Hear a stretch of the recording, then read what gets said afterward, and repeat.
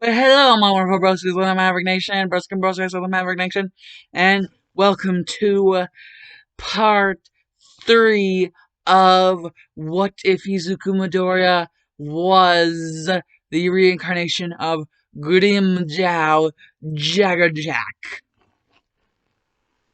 What if Izuku was the reincarnation of Grimjow Jaggerjack part 3? Part 3. Yep, I'm tackling this one too. We are continuing the road of nostalgia. Nostalgia. And I have the thing that I was going to tell you guys. Basically, this whole road of nostalgia thing is basically going to. It's going to be all what ifs that are still continuing that were made before January 20th, 2021. And that is because the Gigan What If was made on January 20th of 2021. So basically everything before the Gigan What If that is still continuing on, basically I will be doing another part to. Yeah, all the way up to that. And then I have sort of an idea of what I'll do. I guess I'll just finish season 1 commentating things, and season 2. I I don't know what the hell I'm gonna do. Quite frankly, I have no idea. But if we are entering part 3 of what if Izuku Midoriya was the reincarnation, the reincarnation of Grimjow Jackerjack. If we're entering part 3, we are entering part 3. So yeah, this is the first day of UA, and Izuku does not trip because, well, you know, he's a badass. He's chill, he's a badass, and, he doesn't mumble nearly as much, he isn't, he is very calm, cool, and collected. He doesn't trip. And he sees some people that he knows. He sees Ochako, he sees Ida, he sees Bakugo. And, well, he just waits for them to all get in, and he would, go inside after them. It would just take a few seconds to admire the scenery, seeing as he had actually got there early, in anticipation for what the first day was going to be like. He kind of got there early, so he still had time to kill. And so whenever he got in there and saw Bakugo and Ida kind of having a little bit of a scuffle, and Ochako just being her normal self, her bubbly self, just off in the middle of nowhere, just doing her thing. Well, she was kind of trying to calm down the fight, but didn't want to get too involved. And then all of a sudden, Izuku's just like, "Yo, guys, just calm your tits." That's just the first thing he would say as soon as he enters and sees this shit. You'd be like, "Yo, guys, calm your tits." Just, just, just guys, this is the first day of school, and this is what you want the teacher's first impression of us to be. I mean, come on. This is like the one in a lifetime chance to let ourselves be known as not like the biggest dickus of the bunch. The dumb and dumber. So yeah, I would like it if you didn't drive our reputation, the reputation of the whole class, into the dirt, you guys. That'd be very nice of you. And Bakugo would just be like, oh, well, I did not think about it that way. I did not think about that at all. And he's just like, and that's kind of the reason why, you know, a lot more people aren't giving me as many looks as they were giving you, because, you don't think about this shit. I do. And, Bakugo can admit whenever he's been basically defeated. But Ida is just up in Izuku's face, and Bakugo's like, oh no. Oh no, what have I done? And Ida is just like, blah, blah, blah, blah, blah, blah, blah. And he's just like, so, do you wish to see just how fast we are compared to each other?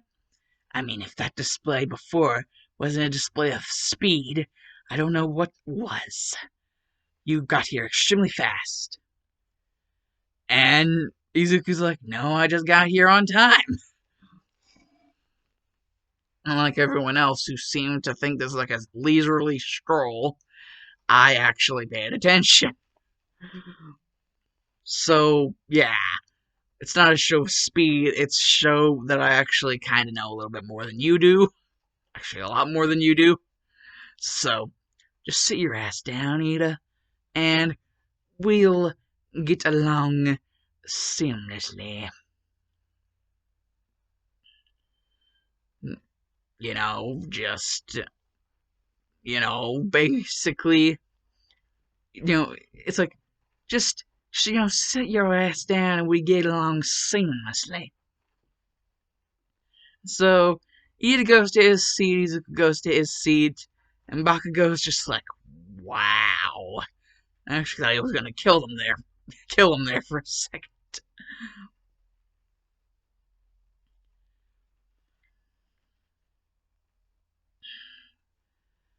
And, basically, like everyone in class when I sees the sleeping bag, and it's just Shotai Aizawa, and it's like, it took you brats 8 seconds to quiet beep down. He's like, took you brats 8 seconds to quiet the down. You have to work on that, or else you're all getting expelled. And Izuku sees her out through this, and it's just like, yeah, uh huh. Yeah, sure, buddy.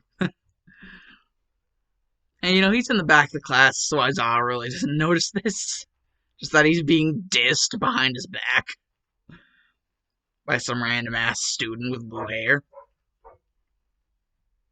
And so they all go out and do the quirk, like, assessment thing. And before Ochako can even say anything about orientation, Izuku just stops her. And it's like, the man probably has a good reason for why he isn't taking us to orientation. Besides, it's his class, it's his rules. At least I would assume that's how this works. And Aizawa was like, holy shit, this kid is smooth. He's smooth and slick as all hell and back. Just slickety smooth. And Izuku's just like, so who's up first? And in a little twist of events, seeing as, Aizawa saw how slickety smooth Izuku was, he decides, that he should go first. And seeing as I really don't feel any of the others are all that important, it's just, they don't really feel important to me, which is why I never really talk all that much about them. Besides, I don't really remember them unless someone like automatically tells me about them. The only one I really remember is the softball. And let's just say Izuku here is like, so you want to make me the first one to throw, huh? Well, let's do this. Grind, Pantera. And he's just like, he just takes out the sword and is like, grind, Pantera. And then all of a sudden, he just throws the ball upwards and scoops it up, reels it back, and shoosh! And the ball just skyrockets off of his hand with like flames trailing off of it. And it hits like. And Aizawa basically, whenever he just looks at his phone, he's just like, the fuck? Oh my god.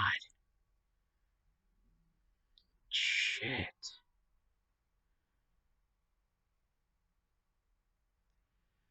Hmm.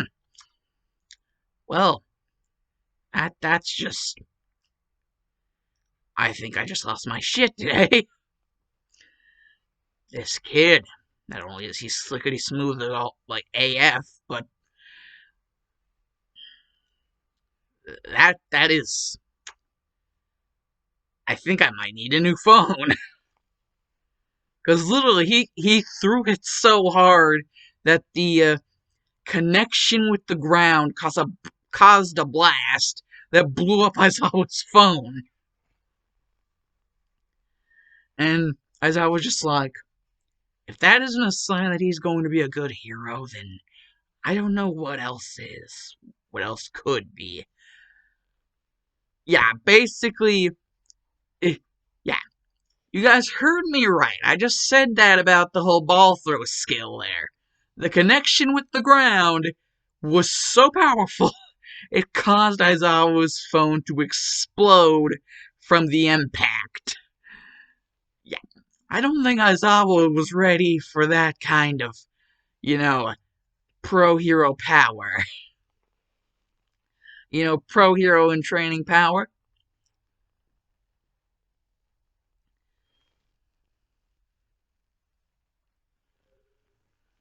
So, basically, after the whole school day is done, seeing as Aizawa is the homeroom teacher, basically, everybody gets to go home, but Aizawa wants to meet with Izuku for something. And he's like, okay, Teach, what did I do wrong?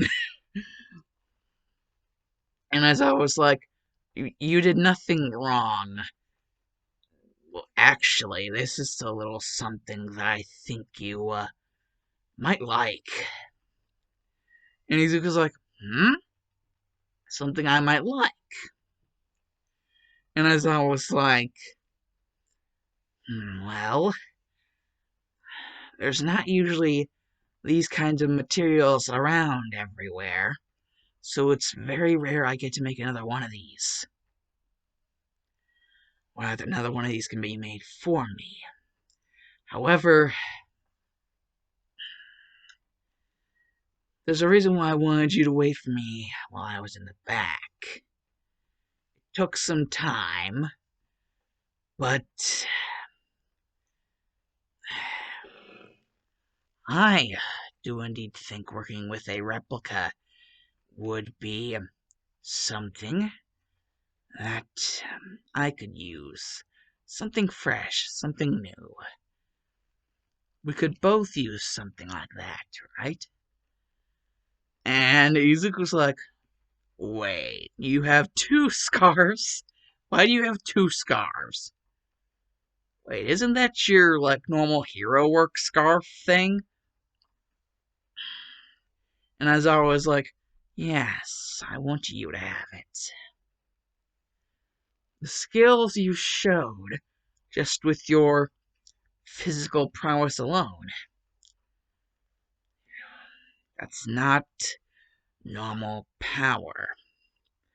I would like to see how you deal with something that takes a great amount of training and skill. It's not that easy, as you might think, to wield my scarf. It takes quite the amount of practice. And Izuku's just like, shit, man. Like, damn, Aizawa. It's like, don't leave me hanging, bud. Don't leave me hanging. And, he's just left hanging. But Izuku's like, he doesn't take too much offense to it. He's just like, everybody's a critic. He's just like, well, at least thanks for the gift. So how am I supposed to train with this?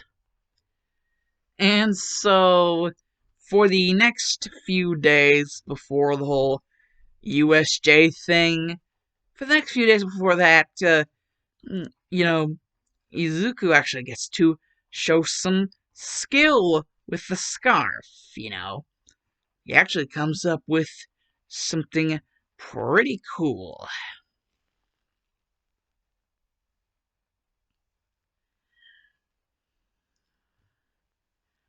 And, he wants to show it off. But he doesn't know if he'll be able to show it off.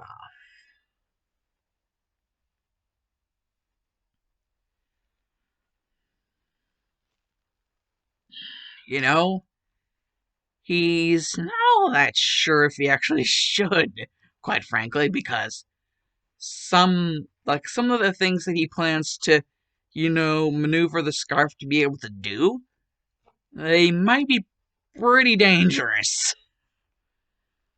But that's for him to decide only, because now it's his scarf. He even decked it out the same color as his hair, and just to fit his motif.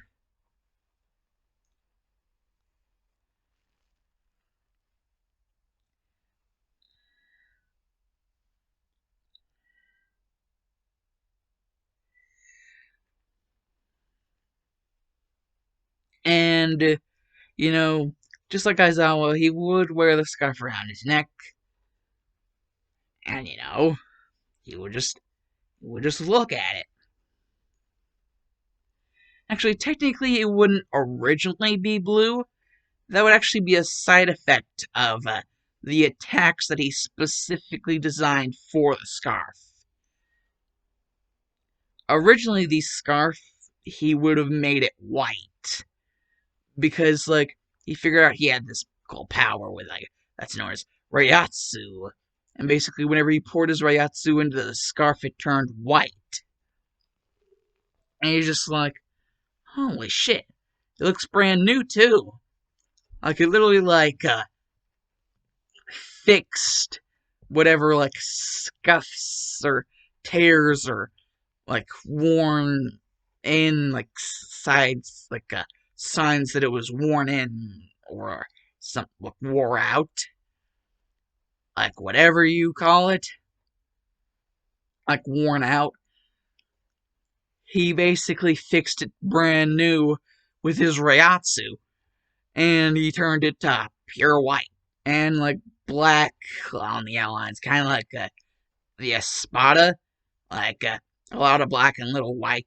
A lot of white and little black. Around the ends. He's just like, I like this.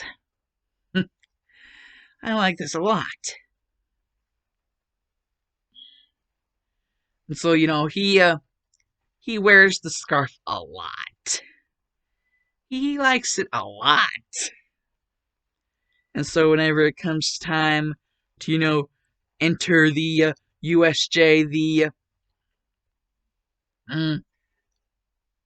uncertified simulation joint. I don't know if it's freaking uncertified. Why did I say uncertified? What the f is wrong with me?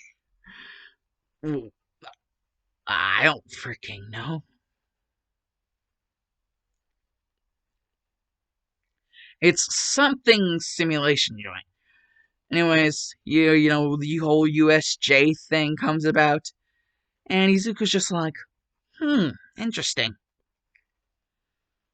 And, you know, there's a bunch of villains that are coming and, like, coming around, and, you know, Aizawa's actually kind of taken pretty kindly to his new scarf. And, you know, he's just kicking some sass. And, you know, Izuku is just, like, being all swag and shit. And so he basically just decides to go in as well. And so he just, like, jumps straight in. And, you know, then whenever the Nomu comes out, like, the freaking portal of freaking nowhere, like, the Nomu just decides, you know, like, screw this. And then All Might comes out of nowhere, and it's just like, it is time we end this. Oh shit, I completely forgot about an entire arc. I forgot about the heroes versus villains. Let's just say, just to cap that off, Izuku and Uraraka, and then there's Bakugo and Ida, just like in canon. And it basically goes as well as in canon, but even better for Izuku because he kind of has that, like a specialty power, like that stimulus package, if you know what I mean. So basically, yeah, Izuku kicks some serious sass in that.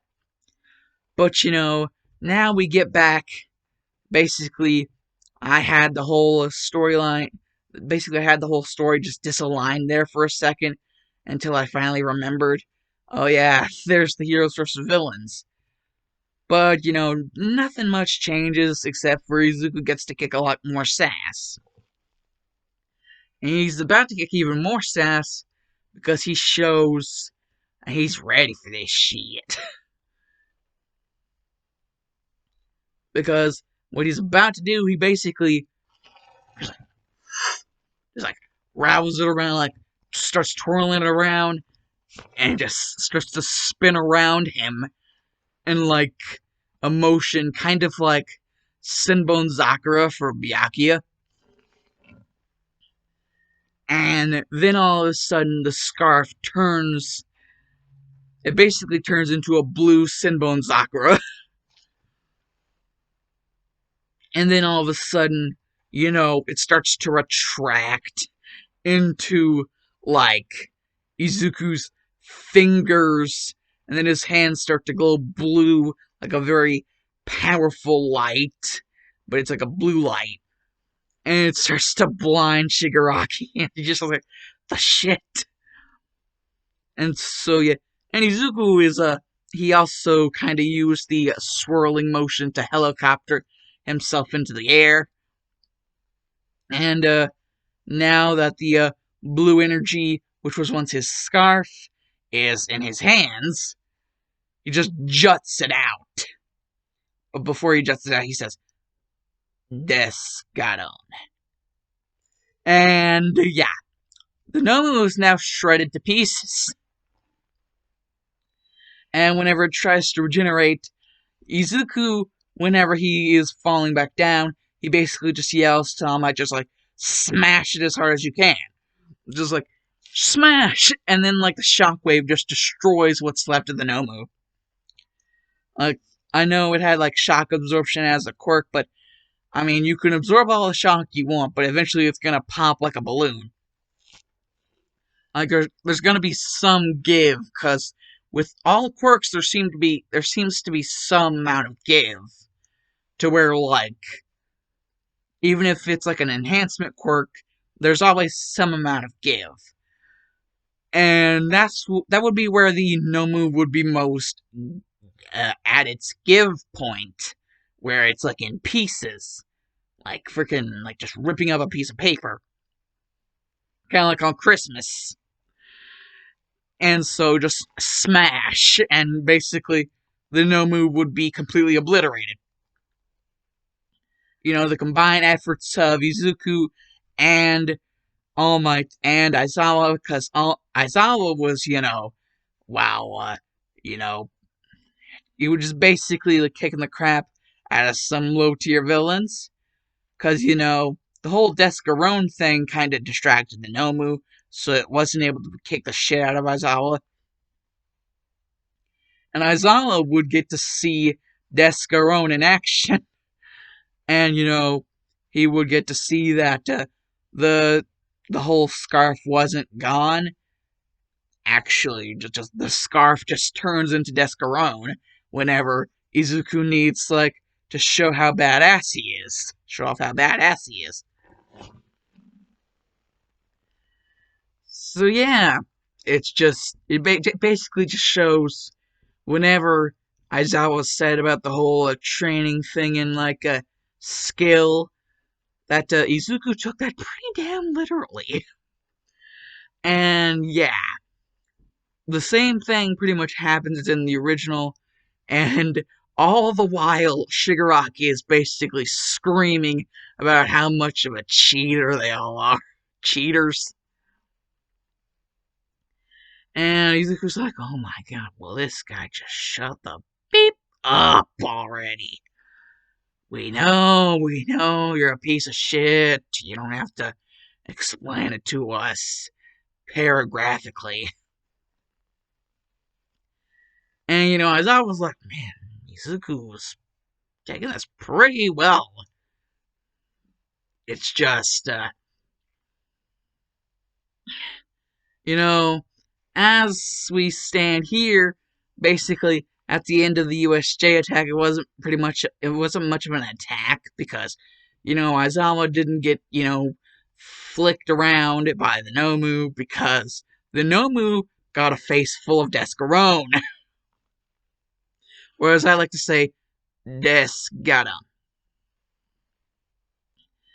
And yeah, that being Grimjow's most powerful attack, no wonder like All Might was able to basically just pick up the scraps where that whole thing resided. And so, yeah, All Might kind of takes Ozawa a little bit more seriously now that he's seen what Izuku is capable of. Refer back to Descarone. And Aizawa actually speaks with All Might a little bit, on their own, and he just speaks to him, and he's like, I want to train Izuku personally, but I am the entire teacher of Class 1A, so I have to teach all of them. But there are some specialty things I did indeed want to teach Izuku, which is why I gave him the scarf. Maybe he would be able to pick up on some things if I gave him something to work off of. So in the way, my scarf is indeed a catalyst. However, it didn't look nearly as worn down as it was whenever I gave it to him. For